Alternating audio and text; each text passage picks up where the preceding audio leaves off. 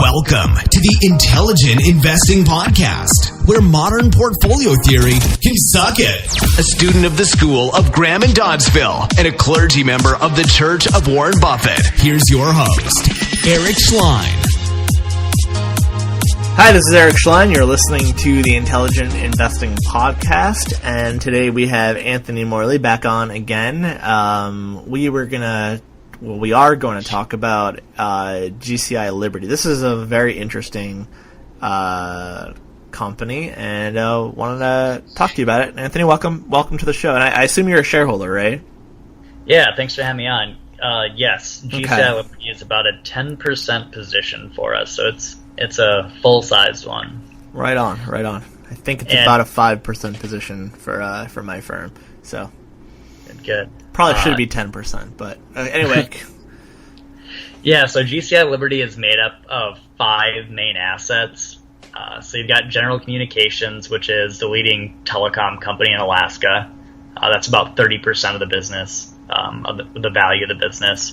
And that's just using the multiple that Liberty paid to purchase it. So then you also have shares in Charter. It's about 18% of the assets. And shares in Liberty Broadband, which owns entirely shares in Charter. That's about 37% of the assets. So effectively, you've got a 55% investment in Charter through those two. There's some stock and lending tree and cash. Both of those are about 8% each. So what makes this interesting is, like I said, using the price that Liberty paid for General Communications, we're getting about a 14% discount on those assets. We also get a further discount on GCI Liberty's stake in Liberty Broadband. So Liberty Broadband currently trades at a 12% discount to the shares of Charter. So you're kind of getting a double discount on owning Charter. All right. Now, I think it would be useful for the listeners of the show to go into a little bit of history of how both Liberty Broadband came to be and how GCI Liberty came to be. Because it doesn't really make sense you start a company with this structure. Nope. So Liberty Broadband purchased shares in Charter a few years ago. I'm not sure when that was, but they were part of some tracking stocks in the Liberty Media universe. I believe it was Liberty Ventures and Liberty Interactive, and there was a whole host of complex transactions. But what do you want to explain these complex transactions? I'm going to assume no. No, because I don't. No, because I don't want to screw it up. Because you probably will. I probably would too. Yeah. So what ended up happening is Greg Maffei and Liberty Ventures, they wanted to not have tracking stocks anymore. And General Communications was the right size for them to purchase and then have an actual asset-based stock, to not have it be tracking some asset. So they have a true stock in General Communications that actually owns the stakes in Charter and Liberty Broadband and Lending Tree. And tell us a little bit about General Communications. Yeah, so General Communications was started, I remember the years, in I believe the late 80s. Where are they located, Anthony? They're in Alaska, I guess I did not mention that. Yeah, and they have it's interesting because there are not many cable companies in Alaska, if I'm correct. Yeah, I believe there's Alaska Telecom and then General Communications, and that's it. So you have a duopoly, basically, in the state. Yep, and General Communications, from what I can tell, has much better broadband internet infrastructure and much better cell phone service. They provide both. I think it's important just to know that, because otherwise you have this. If you didn't know anything about GCI, you might think, oh well, there's this piece of shit company and Charter, so maybe it's just worth buying Liberty Broadband instead. Yep, and so it's in Alaska, so that's kind of a random spot to be operating in. But still, the United States is really not any different than anywhere else. What's interesting is that General Communications was started with an investment from TCI. I don't remember the year, but it was John Malone and TCI made an investment in General Communications to start it. So it's kind of coming full circle and ending up back in the John Malone universe. He's a wizard. Yes, he is, and he's got his fingers everywhere in cable and entertainment. Yeah. So I kind of view back to the discounts. I view the discounts kind of as a way to invest in Charter, in kind of a leveraged fashion. And if people aren't familiar with Charter, it's the second largest broadband or cable company in the United States. It has also had several mergers in the last few years to get to be the second largest. Their EBITDA in 2018 was about $16 billion, and because of all the integrations and cost savings and kind of rationalization, I think that'll increase to about $20 billion in 4 or 5 years, maybe even less. And in addition, they're buying back about 10% of the company's stock each year. So this is, another John Malone levered equity play. So their shares in Charter traded at $307 today, but they've declined buyout offers in the $400 and $500 range.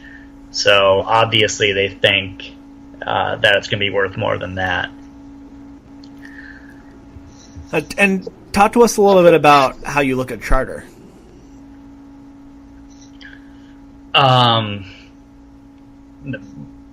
Just in the business itself, if you were looking at Charter Communications and valuing that business, and tell us a little bit about the business, why you like it. I assume you like it. How you value it. Yep. So I'm a big fan of the broadband internet companies. That connection to your home and using the internet is incredibly valuable.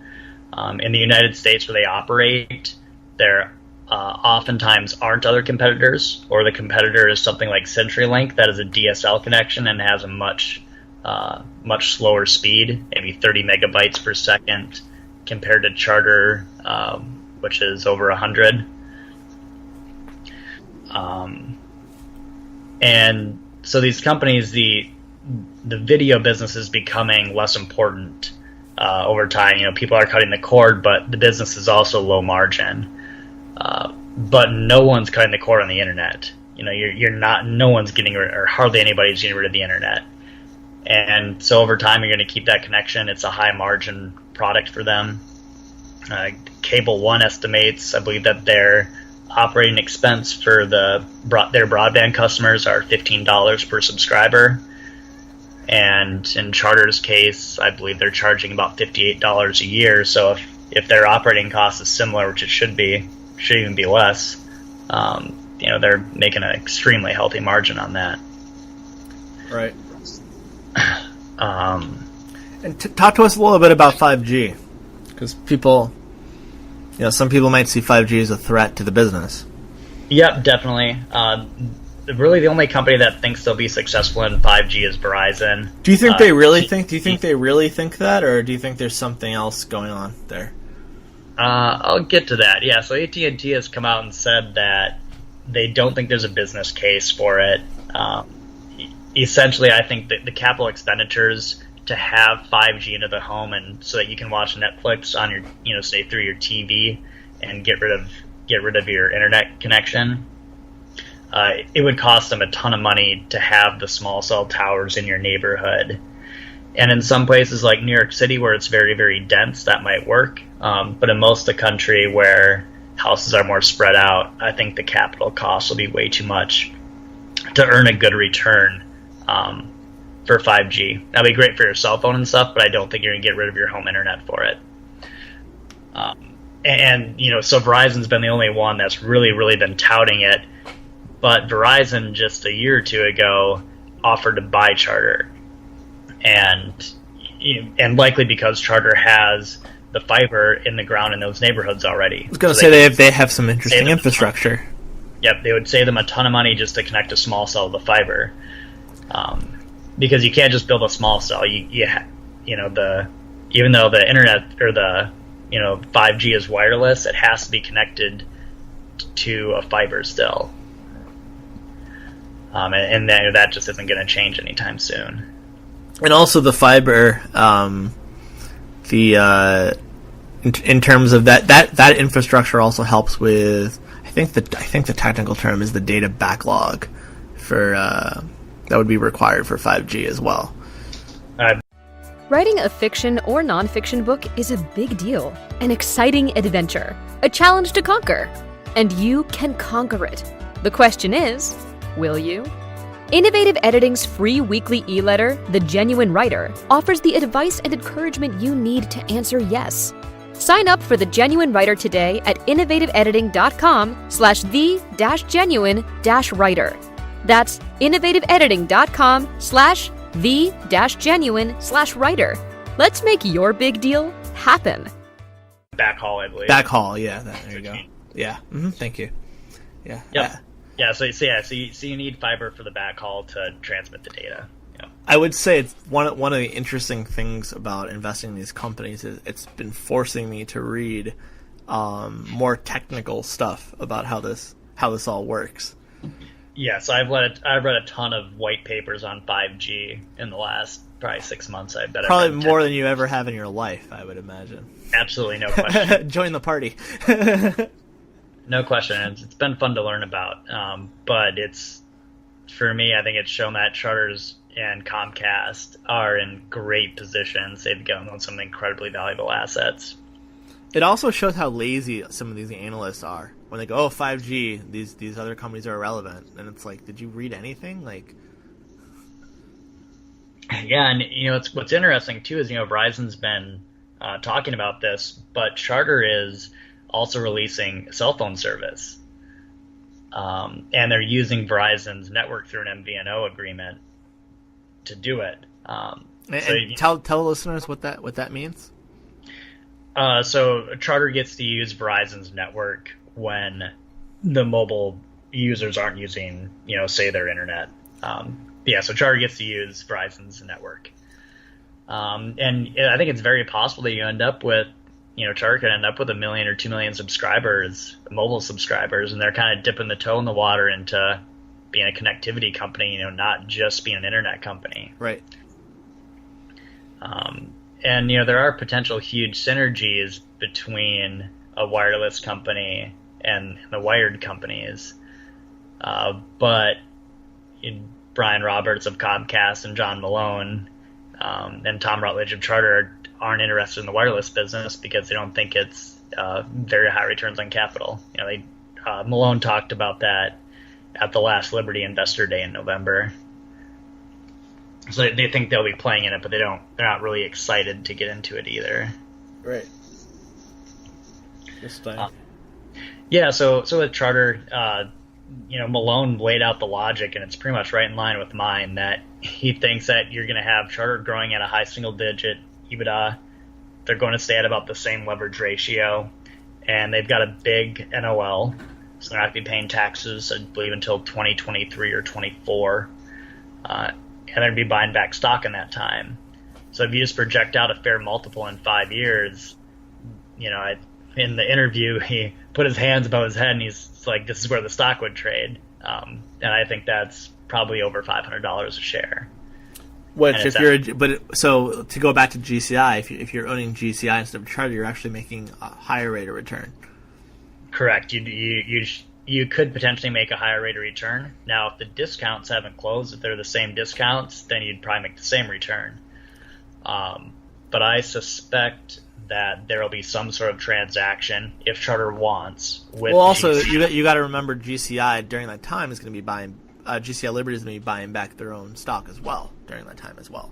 Correct. So I believe in the second quarter earnings call of 2018, Greg Maffei, the CEO, said that, yes, they noticed the discounts and they were going to look to take advantage of them. So to me, that means that GCI is likely going to buy back some of their stock. No shit. Yep. And they have some cash laying around too, so they definitely have the money to do it. You know what blows me away about all of this is that they literally publicly will announce their intentions and nothing happens to the stock price.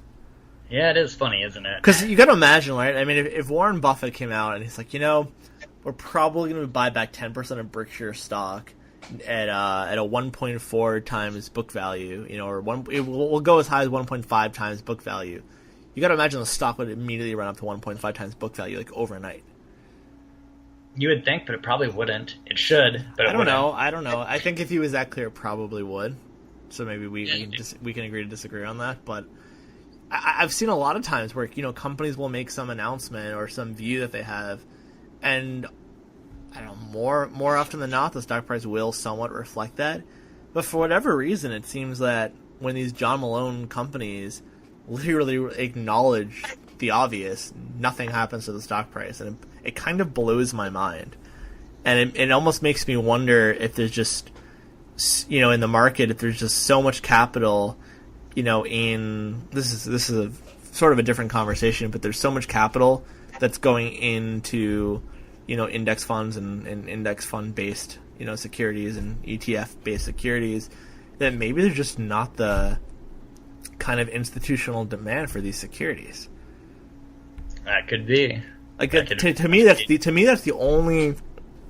And tell me if you think I'm wrong. Like I actually do think about this a lot. Like, it doesn't make sense on the surface that these discounts would exist. So either we're really fucking wrong about shit, right? And it's just like we're not seeing something that everyone else in the market is seeing, or there's just not enough demand for the shares. Like I sometimes I feel like talking about market psychology is like a little beneath me, because I always like to focus on fundamentals.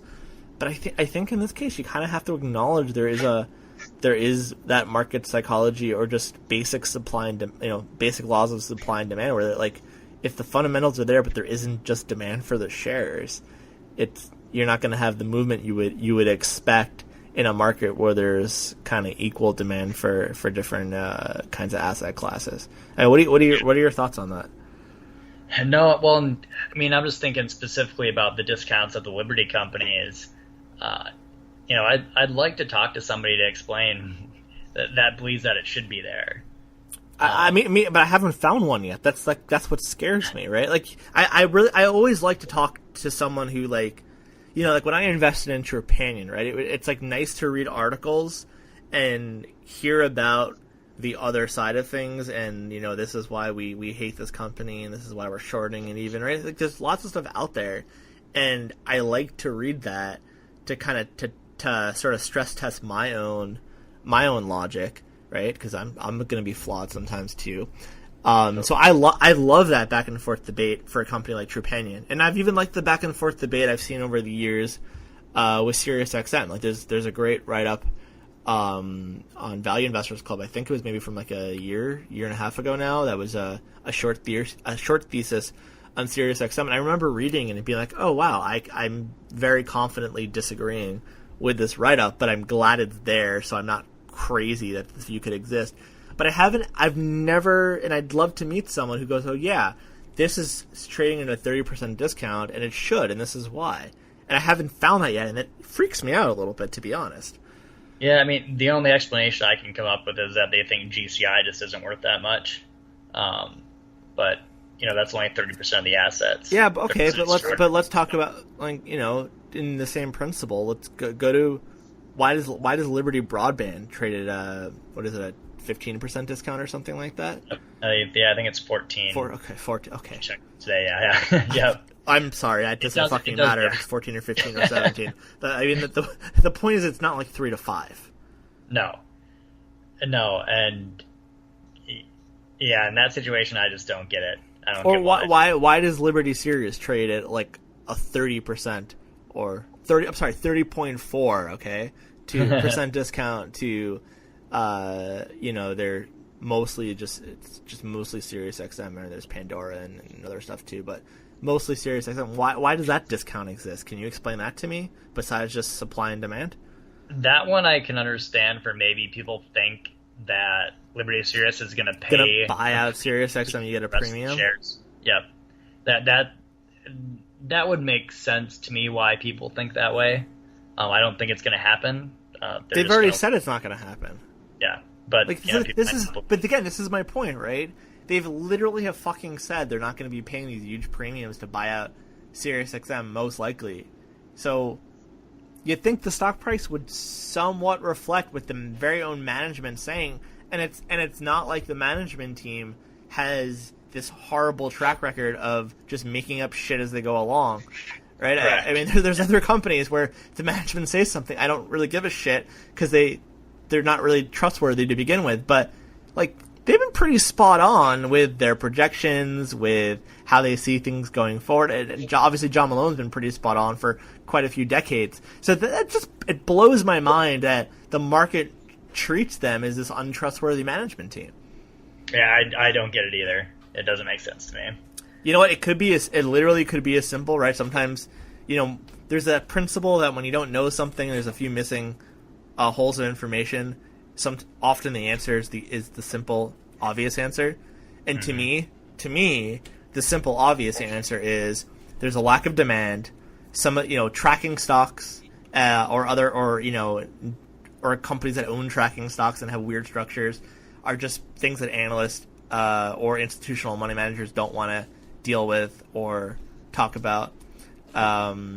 These aren't significantly $100 billion companies either. So a lot of these aren't even traded or a lot of these companies aren't on indexes and ETFs, right? So you have a lack of demand for that, and that just might be what it is.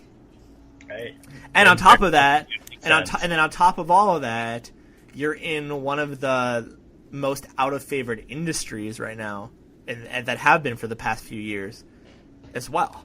So you combine lack of demand with awkward corporate structures with an industry that's already out of favor, so you have a triple whammy.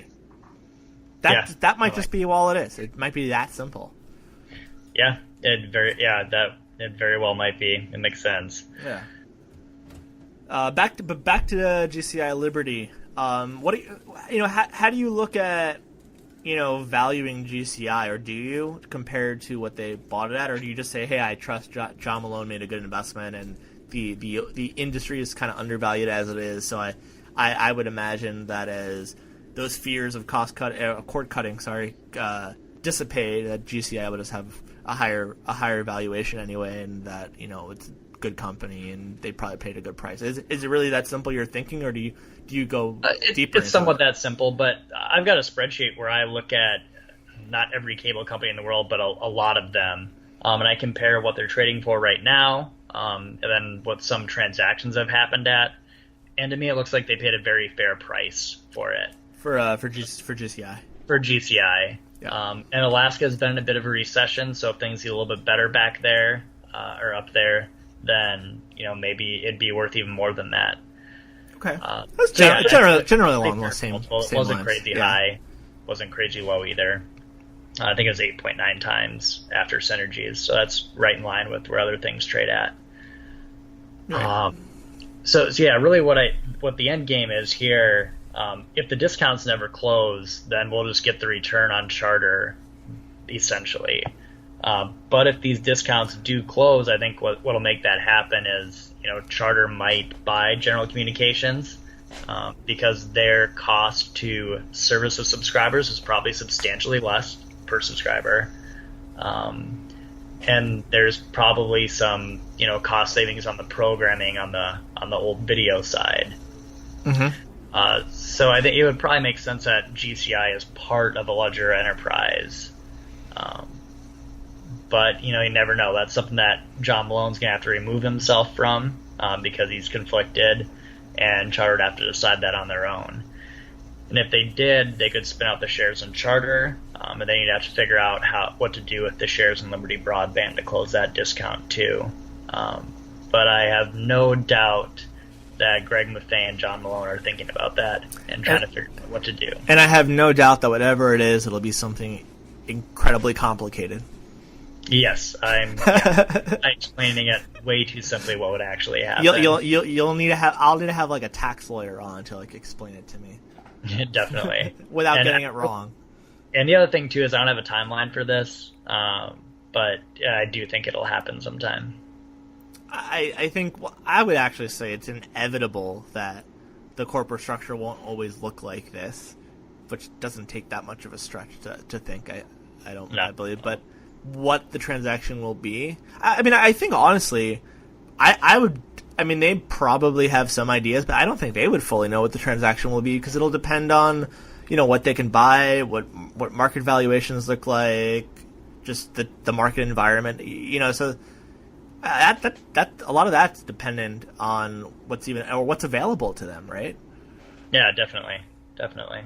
right? Because let's say they couldn't get, when they bought GCI, let's say they couldn't get a fair price on GPI. That might be GCI. It might be some other company, right? Because you would need to be able to not overpay, right? So either have a fair price or less, and then you would need, and then you would also need that company to be available, right? And then you would also need, well, that's actually saying the same thing, but then you would also need a company of a proper size to do the transaction. So there's all these moving parts and variables, and if they were in that exact same position, but maybe 5-10 years before or 5-10 years in the future, maybe it's not GCI they would have bought.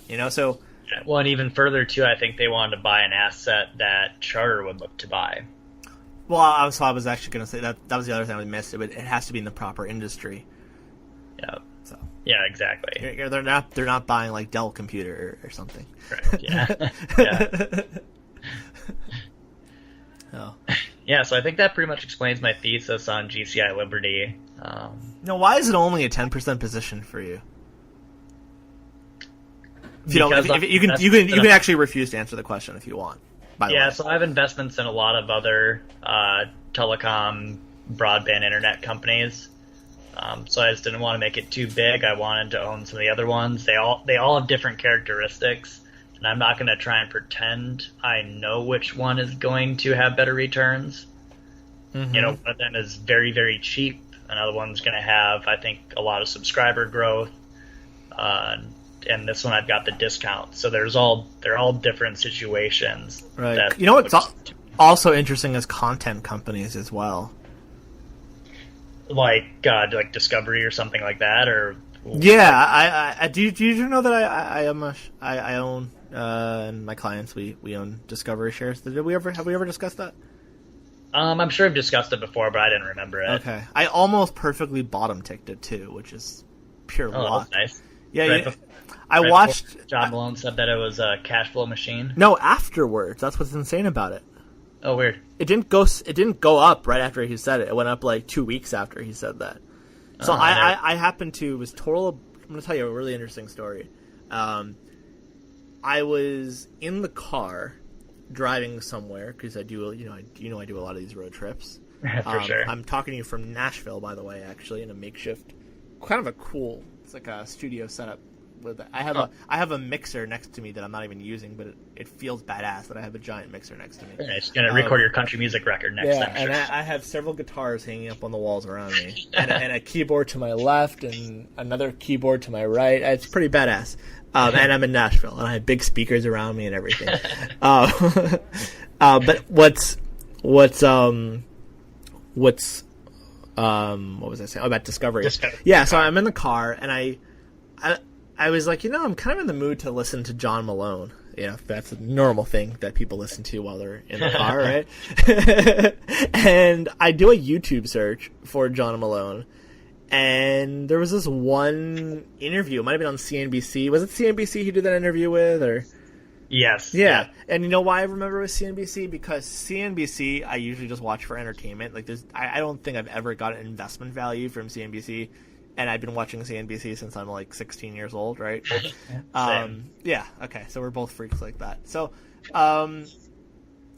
anyway, I'm listening to this interview. He talks about Discovery, and he's like, yeah, there's all these fears of cost cutting, but content is still worth something, and you could still have if Discovery works out, and maybe I'm wrong, you still have these double-digit cash flows. So of course I'm like, that's interesting. And John Malone saying it, so I give him some more validity. But after I got out of the car, I pulled over like a McDonald's or something, used their Wi-Fi, and started looking at Discovery. And of course, it's like, holy shit! Like, this is actually really interesting. So, maybe a week after that, I watched that. I bought shares and I made it a 5% position, and I bought it at 7. I think my cost basis is like 17 and change or something like that, or 16 and change. Their free cash flow is like $3 a share too. Right, yeah. So I was getting these double-digit free cash flow yields, and I didn't personally see free cash flow going off a cliff. Right, content's still worth something, and Discovery has this is not a show about Discovery, but it's my show. I can do what the fuck I want. So. Discovery. So what's interesting too is if you look at the economics of like the Discovery Channel and like shit with animals, like it can cost like $500,000 to do like an episode. The programming is very cheap, and that's the secret to Discovery. Yeah, because you don't have to pay animals acting contracts, believe it or not. Just got to get somebody to Alaska to film it with a camera. That's it, right? So the economics are fantastic on these shows, and unless you think that everyone's going to stop watching these shows, like that's great content that someone could buy. So I actually would say that at some point Discovery may not even be its own. Obviously they do the merger and stuff, but I could see them getting bought out at some point and not being a standalone company anymore. Yeah, I could definitely see that too. I could see them being part of a larger organization. Yeah, and I could see a lot of these content companies being part of a larger organization as time goes on. Yeah, probably Disney or Netflix with how things are. I was just going to say it could be Disney. I could see Disney doing it. Or Netflix as well. Disney's one we should do a podcast on. I don't have a position in it, but I don't either. Does Netflix though? Do they make a lot of acquisitions, or are they mostly just making their own content? They're making their own content. That's what I thought. So they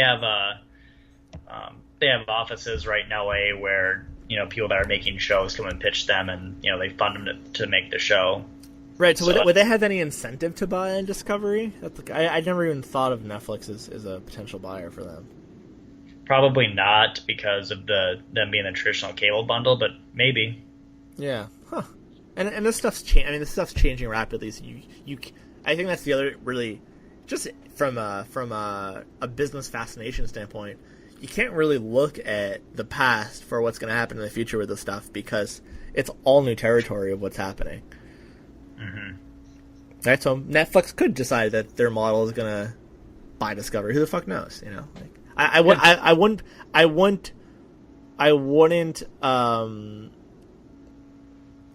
just dismiss something because it hasn't happened in the past with the industry, because a lot of things are changing. Yep, no doubt. I mean, like Amazon did that. They have historically made smaller acquisitions when they bought Whole Foods, and that they bought a supermarket. Right? Exactly. So I think you have to be. I think the way to think about these things, at least the way that I think about these things, is I don't go, okay, I think Discovery is going to get bought out, or I think this is going to happen with this content. For me, it was a bet that like this content isn't going away, and if it doesn't go away and Discovery doesn't go off a cliff, these free cash flow yields are amazing.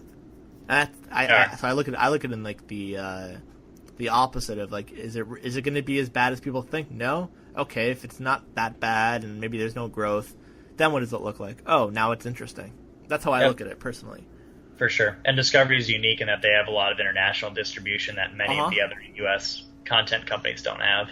Yeah, and I think that if you want to talk about Discovery, that's a whole other episode as well. Sure. But I think that to kind of bring it back to GCI, the principle for me is you really cannot predict the future with these businesses. I think it's more of like you say, okay, you're going to have this, with the cable and telecom, you're going to have low single-digit growth. 5G is not going to destroy these companies, and if anything, 5G could actually be some benefit to these companies, because you got to imagine that Charter will somehow participate in the growth of 5G over time.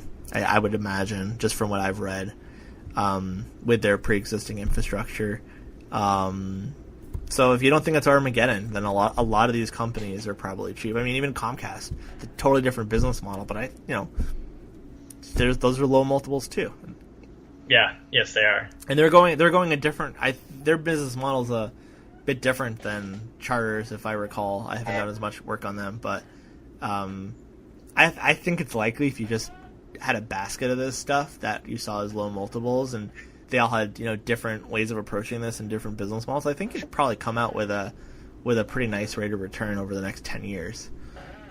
Yeah, I totally agree. And yeah, Comcast is one that I owned from 2012 to 15, I think.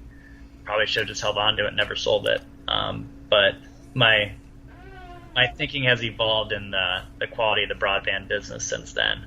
Yeah. So. Yeah.